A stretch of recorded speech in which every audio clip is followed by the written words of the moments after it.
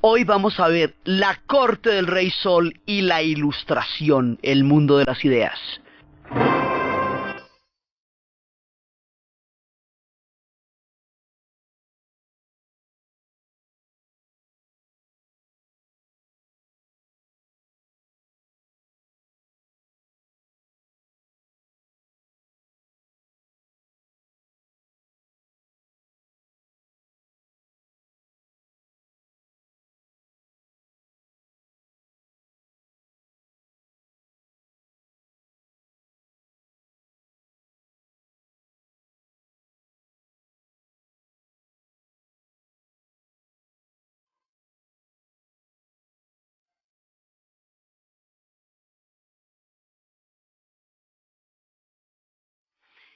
La vez pasada estábamos viendo cómo se fue generando el terreno para llegar a la cumbre del absolutismo monárquico en términos de la concentración del poder en las manos del rey. Cómo esto lo ideó y lo canalizó Richelieu. Cómo Mazarino va a hacer su parte mientras va a crecer Luis XIV. Y cómo Luis XIV, una vez que llega a la edad de gobernar, decide gobernar de manera absoluta, siguiendo la línea de todo lo que sus antecesores habían prefigurado como un esquema político que lo habíamos visto empezar desde la época de Enrique de Navarra y culminar en el momento de Luis XIV. Entonces el hombre se sube y, siguiendo el consejo de Mazarino, no toma, digan, primer ministro, o sea, va a ser él, es el Estado, él es el poder. Y habíamos visto que tenía una relación sumamente ambigua, pero de mutua necesidad con Mazarino, porque Mazarino trabajaba por los intereses del rey y el tipo era el rey. Entonces los dos estaban de acuerdo en para quién trabajaban, ¿sí? Pero, claro, era una personalidad turbulenta, digamos, curiosa, pero ahí van. Entonces, ¿qué pasa?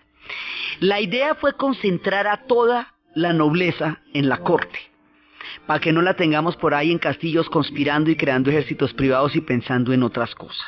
Entonces la vamos a montar en la corte toda. Pero como París es tan turbulenta y es tan incontrolable, y en París las cosas no se pueden siempre saber cómo van, vamos a hacer un palacio para toda la corte, un poco lejos de París, en las afueras, donde París no nos perturbe con todas sus tormentas históricas. Vamos a hacer un palacio en Versalles. Ese palacio en Versalles va a tener los jardines más titinos, las fuentes más sensacionales, y va a crear un concepto estético de la naturaleza dominada. Es decir, que lo que es bonito es cuando la naturaleza es totalmente cortada, dominadita, bien titinita, no en su exuberancia ni en su forma salvaje, sino en su forma más intervenida por la mano del hombre. Entonces por eso es que esos jardines son tan supremamente geométricos y tienen estas formas aquí así y aquí allá. Entonces vamos a hacer ese palacio gigantesco lleno de espejos, porque es una época de vanidad. Entonces todo el mundo le tiene que estar mirando. Y en ese palacio le vamos a poner oficio a todo el mundo. Y el oficio que va a tener todo el mundo es mirar al rey. Míralo a ver cómo amaneció, a ver cómo anda su majestad, qué le dio por comer y qué le dio por beber. Entonces el rey se vuelve literalmente el sol de Versalles. Se vuelve el centro de toda la vida de la corte.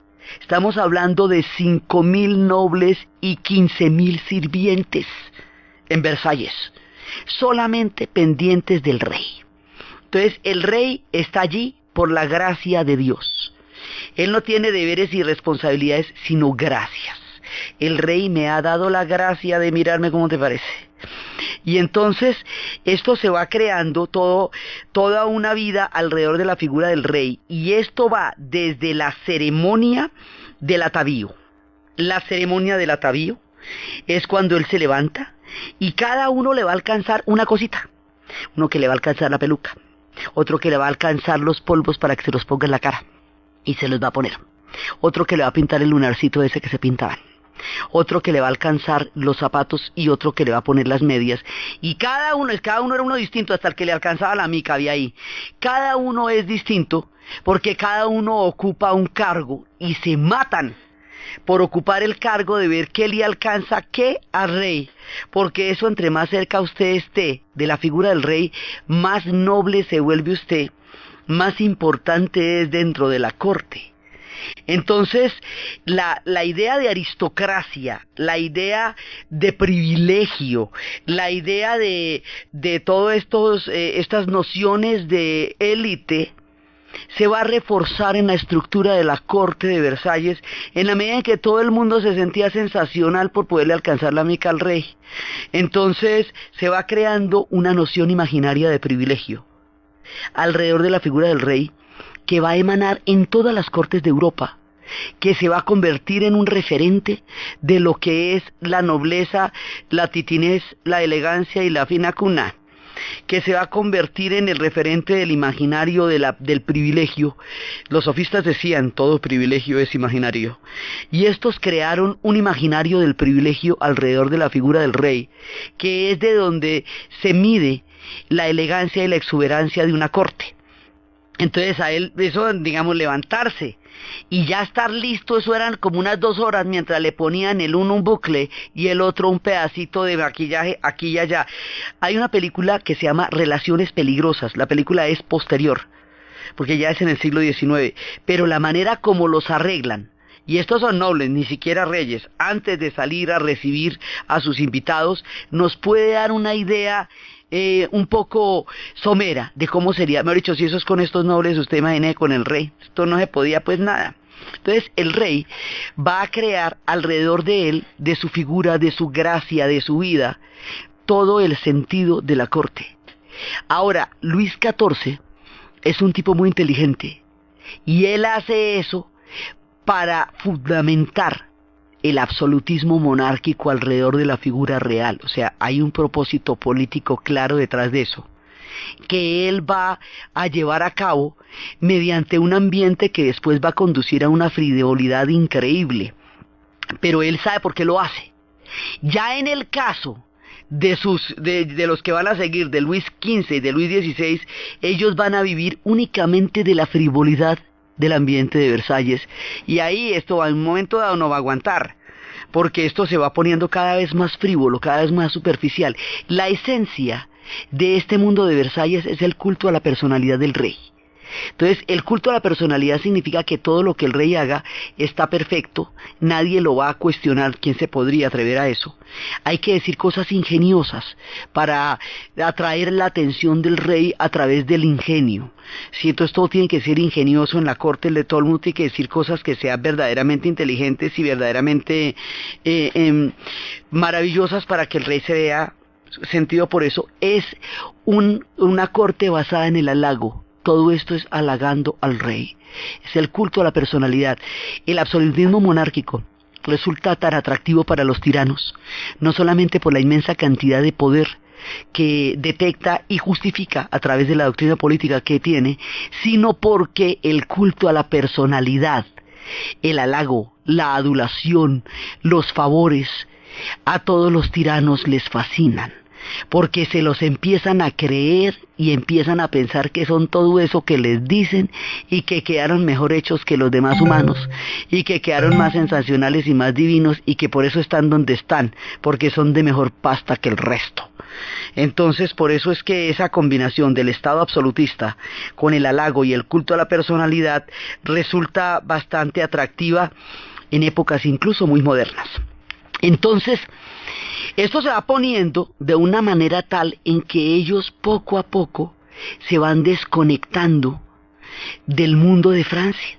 O sea, el mundo de Francia queda, empezando porque no están ni en París, están en Versalles y esto es la pachanga. Aquí lo que hay es rumbas todas las noches. Hay comedias, comedias musicales, hay performance, hay de todo para entretener al rey. Hay música para entretener al rey.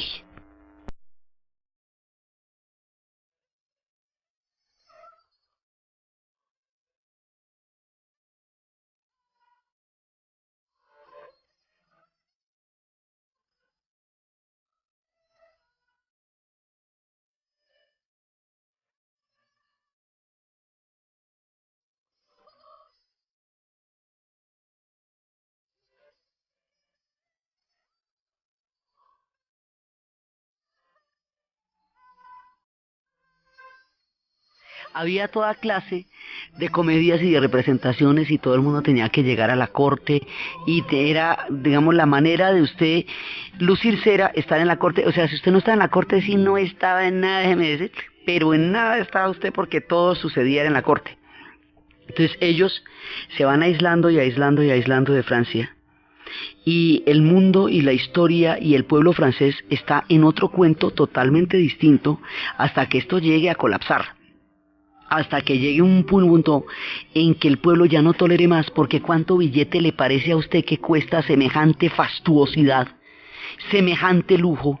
Había nobles que se arruinaban solamente en mantener las vestimentas que deberían utilizar en la corte. Ya con eso se arruinaban, porque esto valía un montón de plata, los aderezos, las joyas. Mientras tanto, Colbert, el primer ministro, hacía las más increíbles para mantener las arcas llenas, para poder generar riqueza para un reino que necesitaba toda esa plata, y esa plata se iba en mantener la fastuosidad de la corte, y se iba en las batallas, porque ellos están en guerra con todo el mundo todo el tiempo, porque vienen las épocas de la expansión. Entonces se necesita billete para uno y para otro. Ese billete no le va a llegar al pueblo, no le va a llegar para nada, al contrario, al pueblo le tocan los impuestos. Al pueblo le va a tocar sostener toda esta rumba. En algún momento se van a cansar, porque esto es demasiada rumba para sostenerlo a costa del hambre y de los impuestos que a la gente le tocó. Entonces, esto ya le digo, Luis XIV hacía esto con toda clara conciencia. Ya después se va a perder hasta eso, hasta la conciencia de para qué se montó un mundo de estos. Y esta corte es especialmente fastuosa.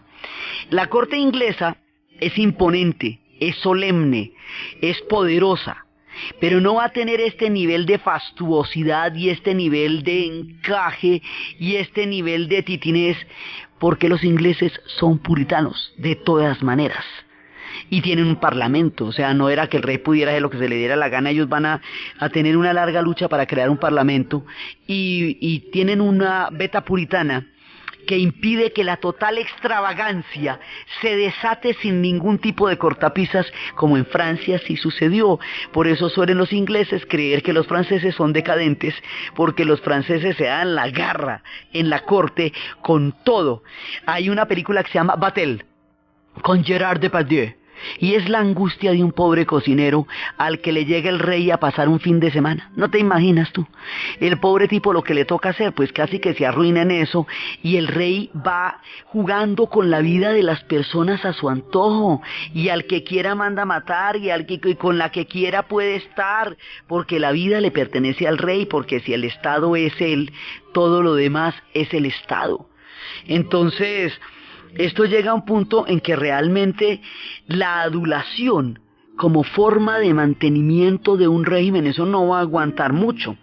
Por un lado. Por el otro lado, Colbert, el ministro, va a estar creando un concepto en las finanzas. Y es que aquí hay que hacer plata. Entonces la manera como ellos van a hacer plata, o como van a hacer billete, es que ellos van a generar unos productos exquisitos que van a exportar a Europa a precios sumamente costosos. Y van a importar lo mínimo posible a precios lo más baratos posible, es decir, comprándole muy barato a los otros sus productos y vendiéndole muy, muy caro al otro los productos suyos, para con la diferencia llenar las arcas del Estado. Entonces a esto se le va a llamar el concepto del mercantilismo, y va a ser toda una propuesta económica duraderísima. Entonces ahí se le atribuye a Colbert una frase, a partir de las frases célebres, que un día fue a hablar con los negociantes y con los prósperos, digamos con los campesinos prósperos, o sea, con la gente que tenía billete. Le dijo, bueno, ¿qué puede hacer el Estado para que la economía fluya tranquilamente? O sea, para que los negocios de ustedes tengan la mayor cantidad de posibilidades de desarrollarse. Entonces le dijeron, dejar hacer, laissez-faire. Dejar es laisser, hacer es faire. Y más adelante la van a completar con dejar pasar, laissez-faire, laissez-passer. Laissez-faire, laissez-passer son los principios del liberalismo económico y del mercantilismo, y de la idea de que el Estado no debe intervenir en el flujo de los negocios. Entonces también se va formando esta idea en este tiempo y en esta corte para que cada uno haga, eso sí, va a haber un incentivo muy grande para construir fábricas, fábricas digamos de productos especializados, y ahí es cuando esta gente se vuelve súper especialista en los vinos y en los quesos y en todo lo que va a ser tan renombrada la cultura francesa. Un queso de esos valía fortuna, diga valiendo caro, pero valía fortunas, y los vinos, entonces inundaban las cortes con sus quesos, sus vinos, sus patés, sus salsas, con toda su exquisita gastronomía, y ahí era cuando las demás cortes se sentían halagadísimas y sumamente finas si tenían patés y quesos y champañas traídas de Francia. Sí, y todo ese mundo cortesano se va a crear en esta época como una manera de sustentar el proyecto del absolutismo monárquico, que es todo el poder puesto alrededor de la figura de una persona que raya casi en la divinidad. Más adelante, cuando estas cosas ya sean parte del pasado, cuando la modernidad se haya impuesto en los sistemas de gobierno y se creen los estados de derecho y se creen otro tipo de estados también, el mundo, Occidente y Europa va a ver con extravagancia este mismo modelo en otras culturas. Entonces, ya en el siglo XX, cuando conocieron al rey de Siam y lo que era la corte tailandesa, en tiempos en que llegaba Ana, les parecía tan extravagante que se veía a Jules Breiner bailando con ese montón de mujeres todo calvo. Pues eso no era más extravagante que lo que era Versalles, solo que fue tiempo después, ¿sí? Entonces el culto al carácter divino de los gobernantes después les parecería un rasgo arcaico de culturas exóticas. El cuento es de ellos también. Esto es también una manera de halagar la figura del rey y atribuirle toda clase de poderes, de gracias, de dones y de divinidades. También era un personaje muy temido porque donde usted se enemiste con el rey, ¿quién lo va a ayudar ahí? ¿Quién le va a dar la mano si usted se va a enemistar con el rey? Entonces todo el día se mantiene entre ceremonias, desde la ceremonia de atavío hasta el té, el almuerzo, cómo le parecen las vajillas, los cristales, las arañas de cristal gigantescas, los tapetes traídos de todas partes del mundo, cómo le parece todo lo que va pasando en esta corte absolutamente fastuosa, hecha para su propio lujo, totalmente esquizofrénica en medio de la Francia de la época.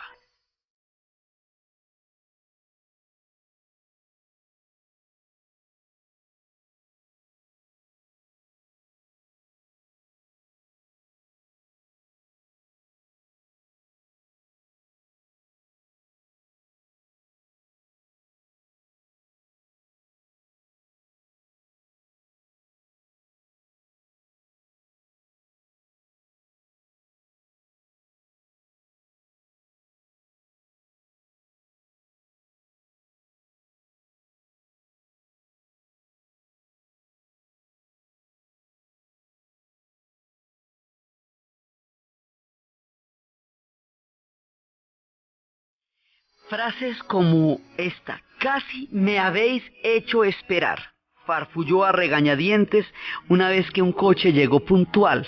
Sí, o sea, casi que lo hace esperar al rey. No, no, no, no, no, imagínate tú.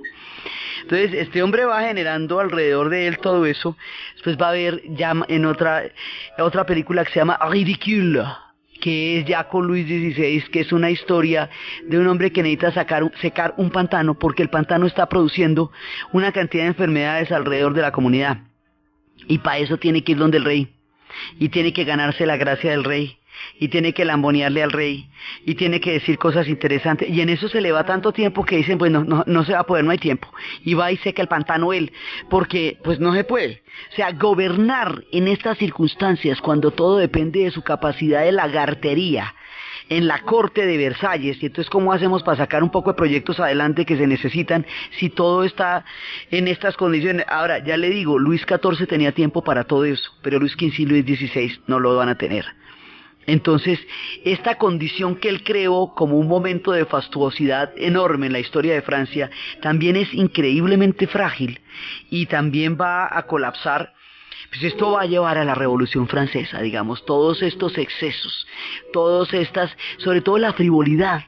En un momento dado, ya la frivolidad, más adelante, encarnada en la figura de María Antonieta, con sus pelucas y sus aderezos, va a ofender al pueblo de manera irremediable, y ella va a cargar sobre sus hombros la bronca que está gestando desde esta época, y a ella le toca toda, después a ella le va a tocar todo, y ella va a simbolizar la ira del pueblo frente a la increíble frivolidad de una corte que solamente existe para sí misma, para su propia complacencia, en una existencia totalmente parasitaria, mientras Europa estaba entrando en una cantidad de tendencias y mientras el pueblo francés moría de hambre pagando unos impuestos muy onerosos para sostener la gran rumba de Versalles. Entonces, si usted está bailando allá y coqueteando con los cortesanos, pues regio, pero si usted es de los de a pie y está trabajando para que los otros se coqueteen, pues eso a lo mejor no le parece tan chévere. Y este tema del halago tiene su fin también, o sea, no es infinito, usted no puede halagar infinitamente a una persona. Y todo el culto de los gobernantes se va a cimentar alrededor de esta época, de esta figura, y toda la manera en que el gobernante se le atribuyen primero los demás, y termina por atribuirse él mismo todo este tipo de dones sobrenaturales hechos de la gracia divina de una persona intrínsecamente mejor que el resto. Entonces, o que sí sabe que es lo que quiere su pueblo. Después habrá muchos discursos para llevar a lo mismo.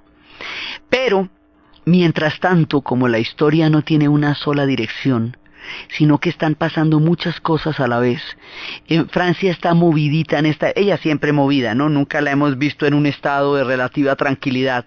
La historia de Francia es todo menos tranquila. Mientras la gente en Versalles está ya en esta pachanga tan tremenda y suenan los cristales y los taconeos, pues están de moda los tacones, entonces están en hombres y en mujeres, y las pelucas se hacen cada vez más rimbombantes, y los maquillajes y los lunares y estos colores blanquíceos y estos escotes así que cubrían escasamente los pechos de las mujeres. Bueno, todas estas historias de amor, de coqueteos, de alcohol, de chismes, de concubinas, de favoritos, de todo eso. Mientras todas estas cosas pasaban en la corte, el mundo de las ideas estaba a punto de conocer uno de los momentos más importantes en la historia de la formación de Occidente: la Ilustración. La Ilustración es un movimiento que tiene su inspiración, digamos, el movimiento en su punto más alto es francés. Digamos, es en Francia donde se van a dar los grandes pensadores, pero Inglaterra sopla los vientos que también van a converger con el mundo de los pensadores franceses. También va a haber, o sea, en últimas va a estar en toda Europa, ¿sí? Pero tiene sus protagonistas más importantes en Francia y en Inglaterra. La vieja Inglaterra también está soplando historias que articulan y entran en contacto con esto un poco.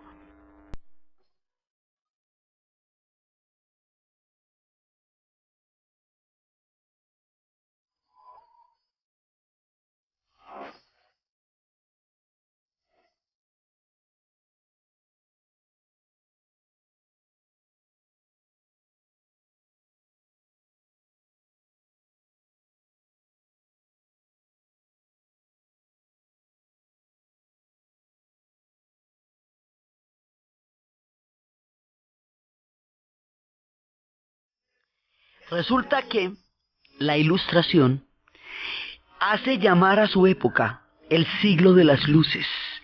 Toda esta época en la que estamos hablando, Luis XIV va a vivir de 1638 a 1715. La Ilustración va a ser finales del siglo XVII, siglo XVIII, y va a tener ya repercusiones en el siglo XIX. Pero todo esto nos está pasando en el siglo XVIII. Entonces, es aquí cuando ellos empiezan a crear una mezcla entre el poder de la ciencia, que ya se había venido desarrollando desde Copérnico, desde Galileo, desde toda esta época, y Newton va a ser pues el referente de todos. Y esto va a hacer que la ciencia avance muchísimo, muchísimo también en esta época. Y el poder de la política, de la razón en la política. La base de la Ilustración es llevar la razón del pensamiento especulativo que dio origen a la ciencia moderna y que dio origen a una visión geocéntrica del mundo en la época de Newton y de Kepler, a una razón política que se establezca en la vida cotidiana. Entonces la idea es que la razón va a ser el instrumento a través del cual el hombre va a poder valerse de un conocimiento que pueda probar, que pueda demostrar, que pueda verificar, que pueda estar en capacidad de dirimir a partir de argumentos y no a partir de prejuicios o a partir de supersticiones o a partir de pálpitos o corazonadas. Entonces, eso es, pues tanto que se le va a llamar la diosa razón. Entonces, esto en la política es la que va a llevar, en últimas, a que la idea del Estado radique su legitimidad es en el concepto de lo que va a ser el ciudadano más adelante y en la comunidad y no en el rey. Digamos, estas son las ideas que van a llevar a la formación de los estados modernos, a la formación de los estados de derecho, a la formación de la separación de poderes y en Francia, de manera casi inmediata, a la revolución, porque estas ideas van a cuestionar la esencia misma de lo que está pasando en Versalles. Por eso es que todos sus personajes van a ser perseguidos, sus libros quemados públicamente, van a tener que huir a Inglaterra, van a tener que huir a Holanda, van a tener que huir a todos lados, porque lo que están haciendo es cuestionando las bases de la legitimidad del poder a través de una de las fuerzas más grandes y poderosas que tiene el ser humano, las ideas. Entonces, ¿quiénes son? Estos son las estrellas, son Voltaire, Rousseau, estos son los Montesquieu, ¿sí? Son los grandes y junto con ellos van a estar los que vamos a ver después, que van a compendiar todo eso para dárselo al pueblo, los prometeicos del conocimiento, los que le van a entregar al hombre del común el conocimiento universal, los enciclopedistas. Entonces esto se pone maravilloso porque va a haber muchos instrumentos para poder manejar de aquí en adelante la vida de la gente, distintos al capricho y a la frivolidad, porque es que un tema como el Estado absolutista, también hay que entender que eso surge en esa época. Esto llega a ser irracional en un sentido terrible. Si su vida depende de que usted le agrade al rey, en el caso de que usted tenga la fortuna de estar en la corte de Versalles y pueda de alguna manera acceder al rey, y de su capricho, de su voluntad, de su capacidad o incapacidad, de su lucidez o estupidez, depende la suerte entera de un país. Esto no se sostiene con ningún argumento de la razón. O sea, el Estado absolutista no puede estar basado en la razón como forma de conocimiento. El Estado absolutista cree en la ilustración en la medida en que cree en el conocimiento, pero no cree en la demostración de la razón de las cosas. Entonces, esta gente lo que va a decir es, un momentico, nosotros no nos podemos dejar guiar por este tipo de pensamientos, porque este tipo de pensamientos son, primero, excluyentes, totalmente privilegiados, y son arcaicos y retardan el avance de las naciones en mucho sentido. Es en la época de la Ilustración, la razón va a tener tanto peso, va a llegar a ser tan esclarecedora y va a llegar a ser tan importante, que es que considera que la razón es como una lámpara que va iluminando el mundo con respecto a las tinieblas. Y es en ese momento, cuando se cree que la razón ilumina el mundo con respecto a las tinieblas, que se toma esa interpretación oscurantista del medioevo. Hasta ahoritica, nosotros habíamos vivido la Edad Media sin calificarla, solo la vivimos, ¿sí? Y cambiamos de un paradigma a otro, así, tan solamente así. Pero la Ilustración va a tratar a la Edad Media como el ejemplo del oscurantismo, por todo el pensamiento mágico que contiene, por un lado, y por el otro lado, por el pensamiento, por los sistemas jurídicos que se manejaban en el medioevo, que eran, como no existían los sistemas probatorios y las cosas estaban relacionadas más con impresiones o con brujerías que con sistemas probatorios.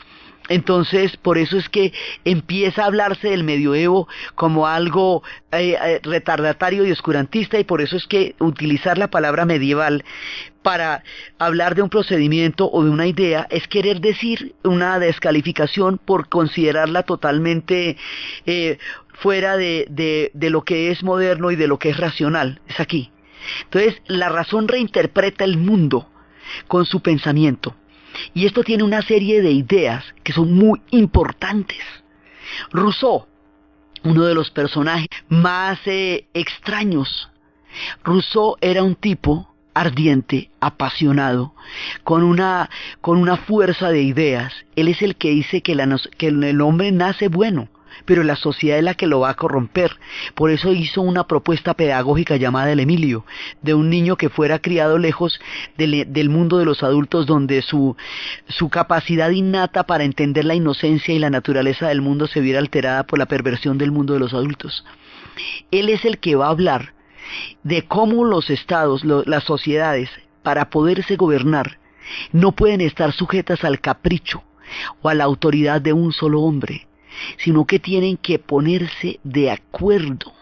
Ponerse de acuerdo significa que estemos todos en un consenso de cómo es que nos vamos a querer gobernar. Esto de ponernos de acuerdo, de escapar al hecho de que algunos o uno solo, puedan imponer el tipo de gobierno únicamente porque disponen de la fuerza para hacerlo, porque tienen los mecanismos de represión, o los ejércitos, o la ira, o la capacidad para ejercer sobre el otro terror, y que eso sea lo que imponga la ley. Eso es lo que va a cuestionar Rousseau a través de un concepto que está en la base de toda la formación de un Estado de Derecho. El contrato social. Pongámonos de acuerdo. Sí, gobernémonos todos de acuerdo con la razón. Los intereses de todos se pueden discutir y se pueden llegar a un acuerdo a ver si sus intereses, si los míos en un momento chocan, pero en otro momento podemos llegar a un punto medio en que usted da y yo doy y nos ponemos de acuerdo para coexistir. Esto es la base de lo que va a ser en el futuro la democracia moderna, porque la democracia funciona por los consensos. Y esto lo que propone es un acuerdo entre todos, ¿sí? Y eso es absolutamente distinto a la voluntad del rey, y a ver quién me alcanza los talcos, y a ver quién me mira los pies.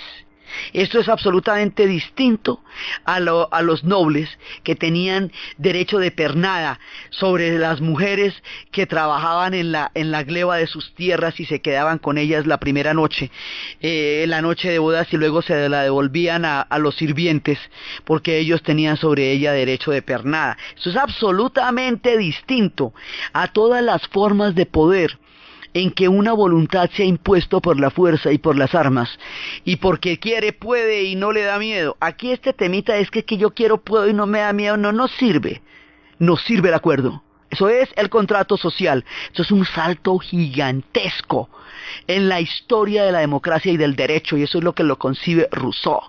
Ahora, él es un tipo totalmente contradictorio. Él originalmente nació en Ginebra, pero toda su vida va a transcurrir es en Francia, en París, y es Francia la que lo reivindica. Y bueno, una mujer lo va a ayudar 13 años a que estudie, a que se prepare. Después va a tener un matrimonio con otra mujer durante 22 años, y él tuvo 5 hijos, y los 5 hijos los entregó a un orfanato. El hombre que se inventó la pedagogía, digamos que creó en la pedagogía como una forma de progreso, que escribe el Emilio, ¿sí? Este hombre va a entregar a sus 5 hijos a un orfanato y se va a desentender de ellos. O sea, es un personaje que lleva la luz de la razón a la historia del pensamiento político, pero que vivió gobernado por las más terribles pasiones. En un momento dado, cada ratico los perseguían. A esta gente la van a perseguir durísimo. Cada uno de estos textos va a ser quemado públicamente por un verdugo, además. Ni siquiera por cualquiera. El mismo verdugo que decapitaba a la gente quemaba los libros de la gente de la Ilustración. Y entonces después va su amigo Hume, otro grande, gigantesco. David Hume, lo va a acoger en la Inglaterra que siempre fue refugio de los rebeldes franceses. Pero el hombre ya está tan amargado allá y tan montador, sí, que no, digamos como que no logra disfrutar de la hospitalidad de Hume, sino que muere muy atormentado porque era un ser de un voltaje fuertísimo y era uno de los que va a llevar los pilares de la razón al pensamiento occidental. Kant, más adelante, el más equilibrado de todos, el hombre con el mayor balance de lo que va a ser la ética, de lo que va a ser la razón y el conocimiento, de una austeridad infinita, una austeridad que nadie se puede imaginar, de una exactitud que cuando salía a pasear, la gente cuadraba los relojes por la hora en que Kant hacía su paseo. Este hombre tenía en su casa, cuyas paredes estaban totalmente desnudas, un solo cuadro, solamente un retrato de Rousseau. Y decía que lo tenía ahí porque le recordaba que si bien la razón era el motivo de todo, no era la única fuerza que gobernaba al hombre de todas formas, porque si hay alguien contradictorio es un tipo como Rousseau. Pero nos da un concepto, digamos, este tema entre los hombres y sus ideas. Está Rousseau, hay un personaje muy importante, que es el Barón de Montesquieu, porque el Barón de Montesquieu propone la separación de poderes. Y la separación de poderes es tan importante porque si el rey es el que legisla, si el rey es el que juzga y el rey es el que castiga, él mismo a la vez, es lo que llaman ser juez y parte. Si toda la justicia está involucrada en una sola persona, que es la persona del rey, y éste lo termina haciendo con toda subjetividad, porque como les digo, así como hay reyes capaces que pueden tener una directriz mediante la cual gobiernen, los hay que no. Y el que está loco como las arañas o está completamente fuera de foco o no le interesa eso, tiene el mismo poder para gobernar sobre la vida y la muerte de los hombres que el que tenía alguna razón o algún proyecto. Por eso es que le digo que esto en manos de Luis XV y Luis XVI es de alaridos, porque este sabía qué estaba haciendo, pero los demás ni les preocupa la pregunta. Entonces, si el tipo es juez y parte, y si el rey puede hacer como quiera, y si la corte depende en su supervivencia de su capacidad de adulación, imagínese el grado de mezquindad que puede alcanzar una sociedad que solamente se sostenga a partir de su capacidad para adular, lambonear y lagartear. Calcule la solidaridad que produce lo chévere. Entonces, si es una sola persona la que va a hacer todo eso, no hay chance para nadie. Hay que separar los poderes. Separemos los poderes, que haya alguien que cree las leyes, que haya alguien que las haga cumplir, y que haya alguien que si no las cumplen, castigue a las personas que no las cumplen. Que haya una rama legislativa, una rama ejecutiva, una rama judicial, y que no sean los mismos. Porque la naturaleza humana es corruptible, el poder corrompe y el poder absoluto corrompe absolutamente. Entonces la idea es que aquí haya gente que, pues, y al alcalde quien lo ronda, ¿me entiende? O sea, que haya alguien que le diga, no, sabe que eso no se puede, porque aquí hay una ley que dice que eso no se puede, ¿sí? Y entonces usted no puede hacer todo lo que le venga de las narices, porque aquí hay leyes que a usted le toca respetar, la separación de poderes.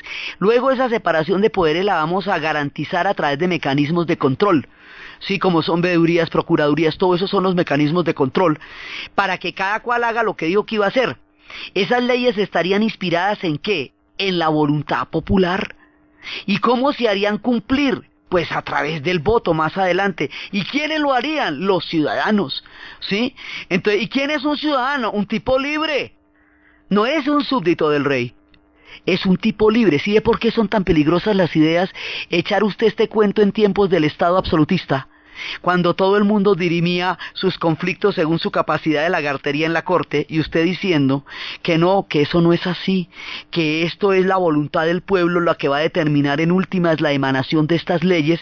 Pues esto es estarle cortando la base a los jardines y a los cimientos mismos de Versalles. Estas ideas estremecerán a Europa y el mundo sabrá de ellas, y cuando nosotros nos convirtamos en pueblos independientes serán por estas ideas, y es a través de esta gente y de lo que ellos dijeron que se crearon los proyectos de la construcción de este imaginario histórico que se llama América Latina. Es por ellos, a través de Francisco de Miranda y a través de Antonio Nariño, estas ideas, las de la Ilustración. Entonces están cada uno de ellos. Voltaire decía, yo no estoy de acuerdo con lo que usted dice, pero sería capaz de morir por el derecho que usted tiene a expresarlo. Entonces cada uno de ellos va a generar una parte en el pensamiento que va a cambiar la mentalidad de la época y va a viajar. Si hay una idea que ha viajado en el tiempo, más allá de todo límite y de toda imaginación, son las ideas emanadas en la época de la Ilustración. Por estas ideas, por lo que eso significa para la historia de los estados modernos y la futura formulación de los derechos del hombre y del ciudadano, base de los derechos humanos, a este siglo, por estos pensadores se le conoce como el siglo de las luces, porque ellos llevan las luces de la razón a un mundo gobernado solamente por el capricho de los gobernantes. Este es un proceso que se da paralelamente en Inglaterra, porque en Inglaterra están haciendo el parlamento para eso, desde la Carta Magna, sí, que era limitar la autoridad del rey, hasta el parlamento para eso también. Sí, ella está haciendo lo suyo. Sí, y es en este momento en que se está dando también la revolución en los Estados Unidos, que va a consignar el tema del fundamental y autoevidente en la construcción de la Constitución americana, que declara que es un principio en sí mismo autoevidente que los hombres han nacido libres e iguales ante la ley. Esa, digamos, dentro de todo el movimiento de las ideas que se está generando en el siglo XVIII, el hecho de que la Constitución de los Estados Unidos garantice la igualdad de todo hombre ante la ley, es un avance gigantesco, porque quiere decir que las personas no están determinadas por la pertenencia a otros seres humanos, sino por la libertad intrínseca de haber nacido, y esto es ese es el concepto de ciudadano. Entonces, todo eso se va formando en esta época, digamos, cuando los sistemas electorales para elegir gobernantes se hacen sobre la base de que los están eligiendo son ciudadanos y los que son elegidos también. Sí, y esos conceptos se van dando. ¿Para qué se hace eso? Para hacer un contrato social. Es la manera como el contrato social se expresa. Así que cada persona, en el futuro, a medida que estas ideas se vayan aumentando, va a tener el derecho a expresar ese pensamiento a través de lo que más adelante va a ser un voto. Pero todo eso no se puede montar si no cuestiona uno la autoridad del rey y todo el principio del poder. Entonces se están moviendo una cantidad de ideas, y aquí hay un personaje que está en ese momento en Italia, un jurista, que se llama Cesare de Vicaria, el Marqués de Vicaria. El Marqués de Vicaria es el que habla de cómo el dolor, el sufrimiento, no hacen mejores a las personas, no obtienen de ellos verdades confiables, no permiten que la ley avance y cuestiona la tortura como forma de obtener información y como sistema probatorio, porque dice la tortura no prueba nada. La tortura solamente dice que una persona tuvo tanto sufrimiento que dijo lo que usted quisiera que esa persona dijera. Una persona bajo tortura dice lo que usted diga, puede confesar que es marciano, que es conejo, si toca. Entonces no puede existir la tortura como sistema probatorio. Tiene que haber una forma en la cual una persona tenga garantías al ser juzgada, y eso es un sistema probatorio que no toque la integridad física de la persona en cuestión, sino que la ponga ante la evidencia de los hechos, que pueda ser juzgada por la razón. Los sistemas probatorios empiezan a concebirse y es un sistema probatorio lo que hace una sociedad de un Estado de Derecho. Es decir, que usted tenga el derecho a ser juzgado por los actos, por los hechos y por las evidencias que se puedan acumular alrededor de la acusación que a usted se le está haciendo. Haya una presunción de inocencia y que usted tenga derecho a probar su culpabilidad o su inocencia. Todo eso, pero sobre la evidencia y no sobre la tortura, sobre el examen de la razón de los hechos y no sobre el sufrimiento físico, psicológico. Y esto, ahí es cuando se empiezan a establecer las distancias entre todas las épocas que habíamos visto en Francia, donde los torturaban para obtener información, y esto es lo que fundamenta los estados de derecho y los derechos humanos, este tipo de cosas. Entonces, esta gente está creando un nivel de pensamiento muy grande, y ese nivel de pensamiento tiene dos paticas: la política y la ciencia.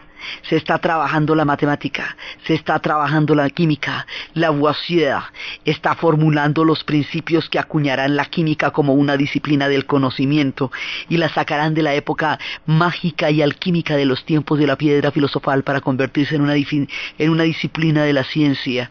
Entonces todo esto está pasando, esto es lo que va a dar también las misiones geodésicas para ir a medir el mundo, la redondez de la Tierra, la línea del Ecuador, y llegarán a Quito con historias que se hicieron en esa época, y también la expedición botánica, y todo esto que va a tener tanta influencia son los rostros de la Ilustración, es la cara de la política y es la cara de la ciencia, y más adelante, en esta época también, habrá unos que van a acuñar todo esto en un solo compendio porque van a entender que los derechos no se pueden ejercer si no se conoce la información que los hace reales, y van a crear una de las epopeyas más impresionantes de toda la historia del conocimiento, la enciclopedia.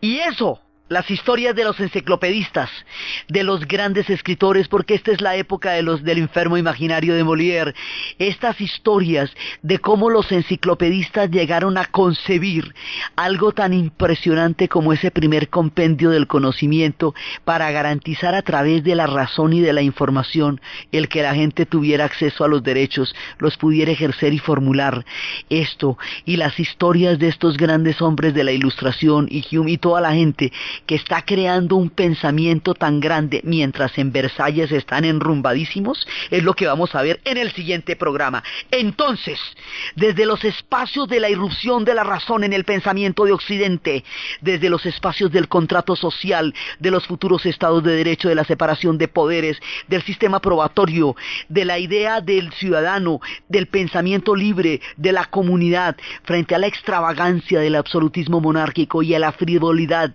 de los jardines de Versalles y de la naturaleza dominada en forma de tazas de té, ceremonias y toda clase de lujos, mientras el pueblo de Francia naufragaba en una historia temible, en la narración de Ana Uribe, en la producción Jessy Rodríguez, y para ustedes, feliz fin de semana.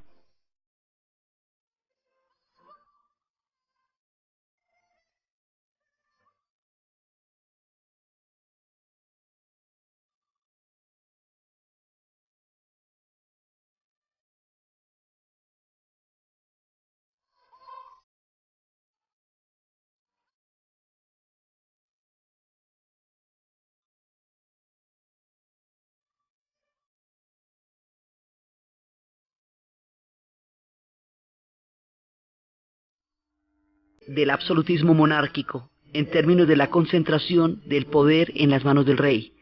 Cómo esto lo ideó y lo canalizó Richelieu, cómo Mazarino va a hacer su parte mientras va a crecer Luis XIV, y cómo Luis XIV, una vez que llega a la edad de gobernar, decide gobernar de manera absoluta, siguiendo la línea de todo lo que sus antecesores habían prefigurado como un esquema político que lo habíamos visto empezar desde la época de Enrique de Navarra y culminar en el momento de Luis XIV. Entonces el hombre se sube y, siguiendo el consejo de Mazarino, no toma, digan, primer ministro, o sea, va a ser él, es el Estado, él es el poder. Y habíamos visto que tenía una relación sumamente ambigua, pero de mutua necesidad con Mazarino, porque Mazarino trabajaba por los intereses del rey y el tipo era el rey.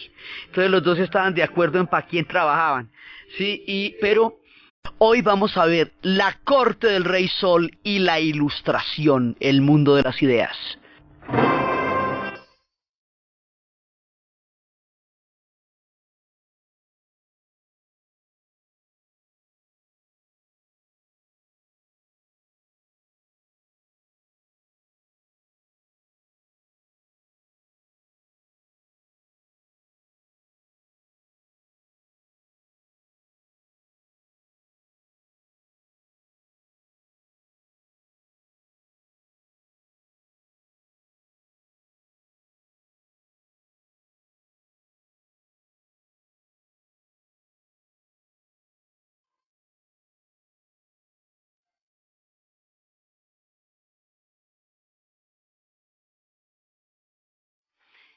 La vez pasada estábamos viendo cómo se fue generando el terreno para llegar a la cumbre. Claro, era una personalidad turbulenta, digamos, curiosa, pero ahí van. Entonces, ¿qué pasa? La idea fue concentrar a toda la nobleza en la corte, para que no la tengamos por ahí en castillos conspirando y creando ejércitos privados y pensando en otras cosas. Entonces la vamos a montar en la corte toda. Pero como París es tan turbulenta y es tan incontrolable, y en París las cosas no se pueden siempre saber cómo van, vamos a hacer un palacio para toda la corte, un poco lejos de París, en las afueras, donde París no nos perturbe con todas sus tormentas históricas. Vamos a hacer un palacio en Versalles. Ese palacio en Versalles va a tener los jardines más titinos, las fuentes más sensacionales, y va a crear un concepto estético de la naturaleza dominada. Es decir, que lo que es bonito es cuando la naturaleza es totalmente cortada, dominadita, bien titinita, no en su exuberancia ni en su forma salacia de mirarme como te parece. Y entonces esto se va creando toda una vida alrededor de la figura del rey, y esto va desde la ceremonia del atavío.